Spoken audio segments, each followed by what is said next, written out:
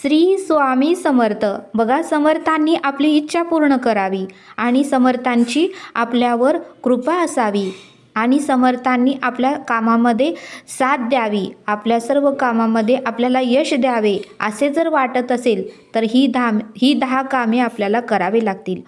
तर ही 10 कामे आपल्याला करावे लागतील असं समर्थांनी आपल्याला इथे सांगितलं. पहिलं म्हणजे नेहमी सत्कर्म करा. दुसरं म्हणजे आई-वडिलांची सेवा करा.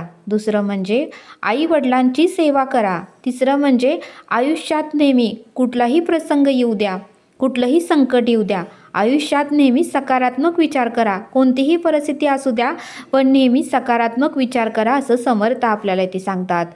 चौथं म्हणजे कितीही वाईट प्रसंग असू द्या, पण नेहमी प्रामाणिकपणेच पैसा मिळवा. आपण वाईट मार्गाने पैसा मिळवतो आणि तो मात्र हॉस्पिटलमध्ये जातो, आपल्याला ॲडमिट करावं लागतं, काही ना काहीतरी आजार होतात. म्हणून समर्थ म्हणतात की नेहमी प्रामाणिकपणेच पैसे मिळवा. पाचवं म्हणजे दुसऱ्याच्या अंतःकरणाला लागेल धक्का ऐसे वर्तणूक करूच नका. दुसऱ्याचं अंतःकरण कधीही दुखवू नका असं समर्थ आपल्याला ते सांगतात. दुसऱ्याचं अंतःकरण दुखवेल असं कोणताही शब्द वापरू नका असं समर्थ आपल्याला ते सांगतात. सहावं म्हणजे मुक्या प्राण्यांवर दया करा, गायीची सेवा करा, सर्व प्राण्यांना खायला घाला, त्यांनाही पाणी ठेवा, कारण त्यांच्यामध्येही परब्रह्म आहे असं समर्थ आपल्याला ते सांगतात.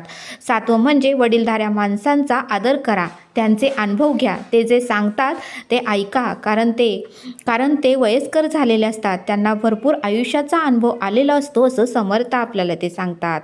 आठवं म्हणजे अंतःकरणातून त्या परब्रह्माचं, त्या देवाचं नाव घ्या, अंतःकरणातून त्या परमेश्वराचं, त्या परब्रह्माचं नाव घ्या असं समर्थ आपल्याला ते सांगतात.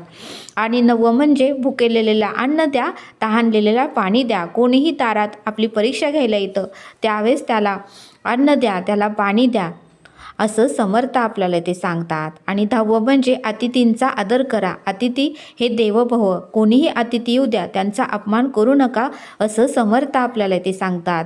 ही जर 10 कामे केली तर आपल्या आयुष्यामध्ये यश, कीर्ती, प्रताप, महिमा येणारच आहे असं समर्थांनी आपल्याला ते सांगितलं. श्री स्वामी समर्थ. जय जय स्वामी समर्थ.